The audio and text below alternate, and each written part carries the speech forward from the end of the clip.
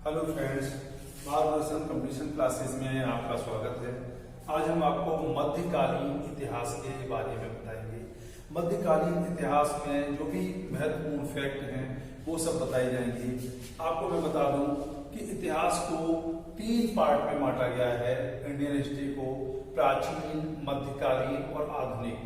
तो अब हम आप लोगों को मध्यकालीन इतिहास के बारे में बताएंगे। मध्यकालीन इतिहास में हम देखते हैं कि अरबों और तुर्कों के आक्रमण होते हैं और अरबों और तुर्कों के आक्रमण फिर राजपूत राजवंश के समय दृष्टिगत होते हैं। हर्ष के बाद दिल्ली सल्तनत है, इसके बाद मुगल साम्राज्य है, इस सब के बारे में बताएंगे। तो थोड़ा इस पर ध्यान देना जरूरी है कि अरबों और तुर्कों के जो आक्रमण हुए, उन अरबों के आक्रमण के तहत सिंध में उनकी अरबों की विजय होती है मोहम्मद बिन कासिम के नेतृत्व में, और सिंध पर अरबी सत्ता कायम हो जाती है, स्थापित हो जाती है। उसके बाद हम देखते हैं कि 11वीं शताब्दी में महमूद गजनवी के आक्रमण होते हैं और महमूद गजनवी के जो आक्रमण हुए उनसे भारत में तुर्की सत्ता का या तुर्की आक्रमणों का एक मार्ग प्रशस्त होता है। तो इन तुर्की आक्रमणों के बारे में जो भी महत्वपूर्ण क्वेश्चंस बनते हैं विभिन्न कंपटीशंस में समय समय पर पूछे गए हैं, उनके बारे में आपको बताया जाएगा। फिर हम आपको मोहम्मद गोरी द्वारा भारत पर किए गए आक्रमणों, उन आक्रमणों के बाद ताराबड़ी तराइन के सेकंड युद्ध में मोहम्मद गोरी की विजय पृथ्वीराज चौहान के खिलाफ, उसके बारे में बताया जाएगा। मोहम्मद गोरी की विजय के बाद हम देखते हैं दिल्ली सल्तनत की स्थापना होती है। दिल्ली सल्तनत की स्थापना जो होती है तो उसी समय तक प्राचीन भारत में हर्षवर्धन की मृत्यु के बाद दिल्ली सल्तनत की स्थापना तक के काल को राजपूत काल के नाम से जाना जाता है। तो इस समय विभिन्न राजपूत राजवंशों की उत्पत्ति, उनका राज्य विस्तार, उनके संघर्ष, इन सारी बातों पर दृष्टिपात होता है। तो हम देखते हैं कि अरबों और तुर्कों के आक्रमण, मोहम्मद बिन कासिम, गजनवी, गोरी और राजपूत राजवंशों के बारे में आपको पिछले वीडियोस में बताया जा चुका है। अब हम बात करेंगे दिल्ली सल्तनत की स्थापना की। तो दिल्ली सल्तनत की स्थापना में तो गुलाम वंश, खिलजी वंश, तुगलक वंश, सैयद, लोधी, इस तरह से 5 राजवंशों ने शासन किया है, जो शासनकाल इनका 1206 से 1526 तक रहा है। अगर हम गुलाम वंश की बात करते हैं तो ये एक राजवंश नहीं था, इसमें भी ऐबक वंश, शमसी और बलबनी राजवंश हमें दृष्टिगत होते हैं। इनमें हम देखते हैं कि कुतुबुद्दीन ऐबक ने कभी सुल्तान की उपाधि धारण नहीं की। इन सारी बातों को हम कुतुबुद्दीन ऐबक के बारे में जब बताएंगे तब बताएंगे। इसके बाद हम देखते हैं कि रजिया वो पहली शासिका है मुस्लिम विश्व की जिसने दिल्ली सल्तनत पर राज किया। इसके बाद हम देखते हैं बलबन ने बड़ी कठोर नीति से अपने राजत्व के सिद्धांत को स्थापित किया। ये सारी बातें बताई जाएंगी। फिर हम देखते हैं खिलजी राजवंश की स्थापना होती है। खिलजी राजवंश को इतिहास में खिलजी क्रांति के नाम से जाना जाता है। खिलजी क्रांति क्यों कहा जाता है, कौन सी ऐसी बातें हैं जिनके कारण इसे खिलजी क्रांति कहा जाता है, ये सब बातें बताई जाएंगी। अलाउद्दीन की दक्षिण भारत की विजय, अलाउद्दीन के बाजार के सिद्धांत और अलाउद्दीन के बाजार सिद्धांत के बाद एक स्थायी सेना का निर्माण, ये सारी बातें आती हैं। फिर हम देखते हैं कि किस प्रकार से एक भारतीय मुस्लिम नासिरुद्दीन खुसरो भले ही अल्प समय के लिए ही दिल्ली सल्तनत पर अधिकार करने में सफल होता है। फिर हम देखते हैं कि तुगलक वंश की स्थापना होती है। तुगलक वंश की स्थापना हम देखते हैं कि मोहम्मद बिन तुगलक जो शासक बनता है, ये संपूर्ण दिल्ली सल्तनत का सबसे शिक्षित सुल्तान था, सबसे विद्वान सुल्तान था, लेकिन फिर भी इसकी योजनाएं असफल रहती हैं। उन योजनाओं में जो इसके द्वारा सांकेतिक मुद्रा चलाई जाती है वो और राजधानी परिवर्तन दिल्ली से दौलताबाद, ये काफी महत्वपूर्ण है। इसके बाद हम देखते हैं फिरोज शाह तुगलक के समय में तमाम काम किए गए। इसके बारे में जो क्वेश्चन पूछे जाते हैं, ब्राह्मणों पर जजिया लगाने वाला ये प्रथम सुल्तान है दिल्ली सल्तनत में। इसके बाद और शासक होते हैं। फिर हम देखते हैं कि नासिरुद्दीन महमूद के समय में तैमूर लंग का भारत पर आक्रमण होता है। 1398 ईस्वी में तैमूर लंग का आक्रमण होता है। उस समय भारत में जो दिल्ली सल्तनत में सुल्तान था वो नासिरुद्दीन महमूद था। इस तैमूर लंग के आक्रमण में जिसने सहायता की है वो खिज्र खां था। खिज्र खां तैमूर लंग की सहायता करता है और इसी कारण फिर अंततः उसके सैयद राजवंश की दिल्ली सल्तनत में स्थापना होती है। सैयद राजवंश का संस्थापक है और इसके अलावा तैमूर लंग की सहायता करता है। ये हम फिर देखते हैं कि लोदी वंश की स्थापना होती है। लोदी अफगान थे। बहलोल लोदी ने दिल्ली सल्तनत की स्थापना की। बहलोल लोदी ने बहलोली सिक्का चलाया। उसके बाद सिकंदर लोदी शासक बनता है। सिकंदर लोदी ने गंगा यमुना के दोआब माने आज का उत्तर प्रदेश क्षेत्र में अपनी सत्ता को सुदृढ़ करने के लिए एक जबरदस्त सैन्य अभियान चलाया था। इसके अलावा गजे सिकंदरी भी इसी के समय का है। और फिर इब्राहिम लोदी होता है जो पानीपत की पहली लड़ाई में बाबर के हाथों पराजय के साथ मारा जाता है।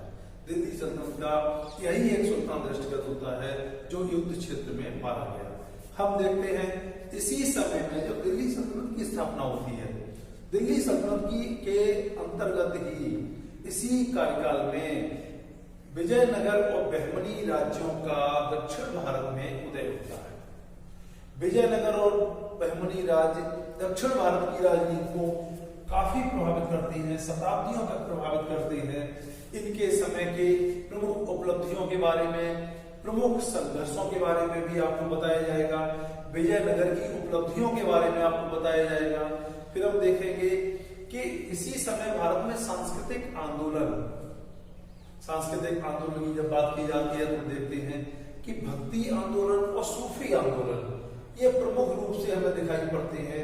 भारत में भक्ति आंदोलन में इस्लाम का प्रभाव, भक्ति आंदोलन की विशेषताएं, भारत पर सूफी संतों का प्रभाव, हिंदू धर्म पर सूफी संतों का प्रभाव, इन समस्त बातों को और इससे महत्वपूर्ण फैक्ट भारत में आने वाले प्रमुख सूफी संत कौन थे, उनके कौन कौन से सिलसिले थे, इन सब के बारे में भी क्वेश्चंस विभिन्न परीक्षाओं में बनते हैं।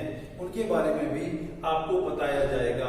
इसके बाद हम देखते हैं कि मुगल साम्राज्य की स्थापना हो जाती है बाबर के नेतृत्व में।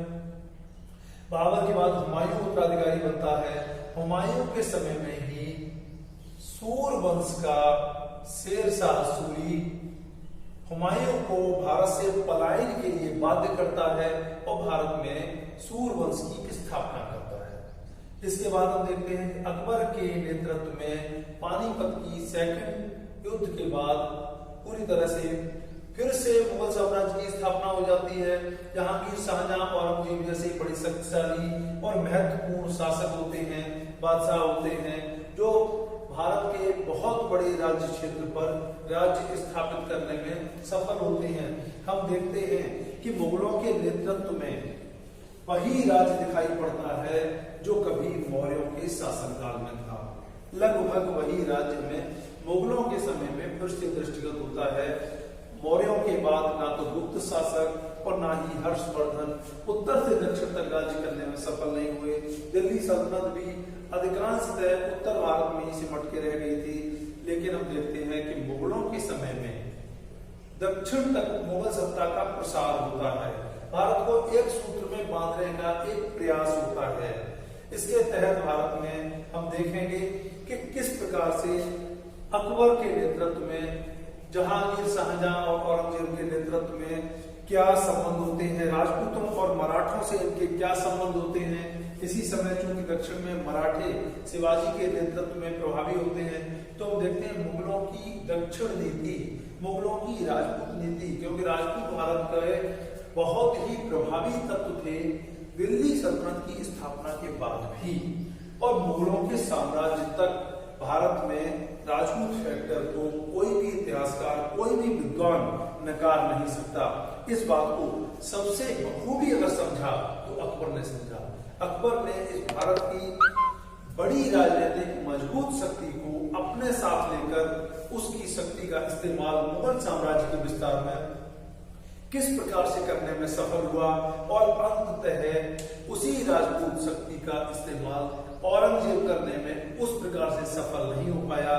फिर हम देखते हैं मराठों से राजपूत मुगलों के संबंध, मुगलों की दक्षिण नीति, मुगलों की उत्तर पश्चिम नीति, ये सारी बातें। इसके अलावा हम देखेंगे दिल्ली सल्तनत के सुल्तानों का राजत्व का सिद्धांत, दिल्ली सल्तनत के राजत्व के सिद्धांत और मुगल साम्राज्य के राजत्व के सिद्धांत में अंतर, दिल्ली सल्तनत के समय की स्थापत्य कला, राजनीति और इसके अलावा साहित्य, संस्कृति, धर्म, और हम फिर देखते हैं कि इसी प्रकार से मुगलों के समय राजनीति, साहित्य, धर्म, कला, संस्कृति के विभिन्न क्षेत्रों में विकास और मुगल काल की इन सारे फैक्टर्स के सल्तनत काल से अंतर या सतत विकास, सामंतवाद, ये सारी चीजों का भी हम अध्ययन करेंगे।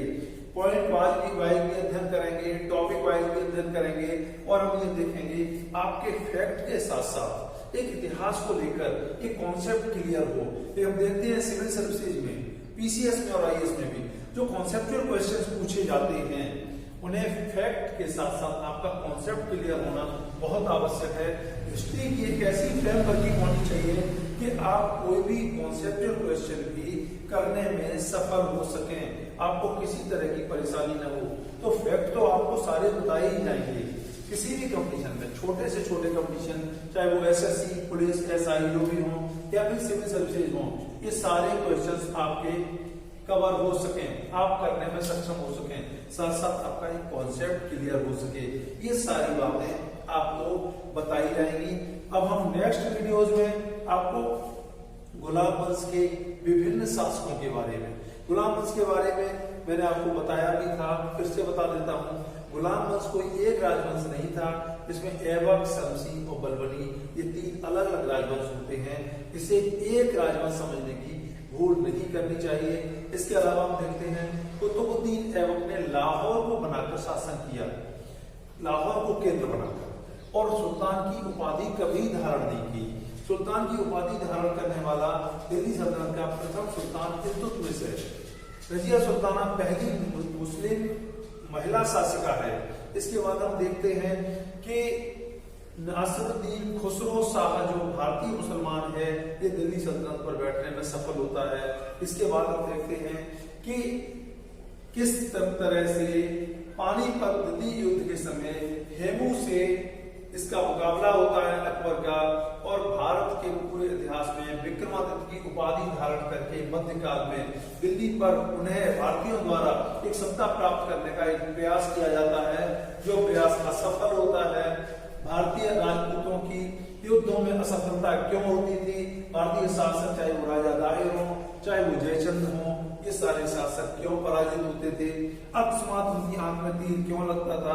ये सारी बातें हैं जो हमारी भारतीय सैन्य दुर्बलता, सैन्य कूटनीति और सैन्य रणनीति को प्रतिबिंबित करती हैं, बताती हैं कि भारतीय राजा या राजपूत किस प्रकार से युद्धों को एक खेल की तरह समझते थे और उस खेल को एक नियम के तहत खेलते थे, क्योंकि भारत में आने वाले तुर्क लोगों का केवल एक ही सिद्धांत था, अंततः विजय।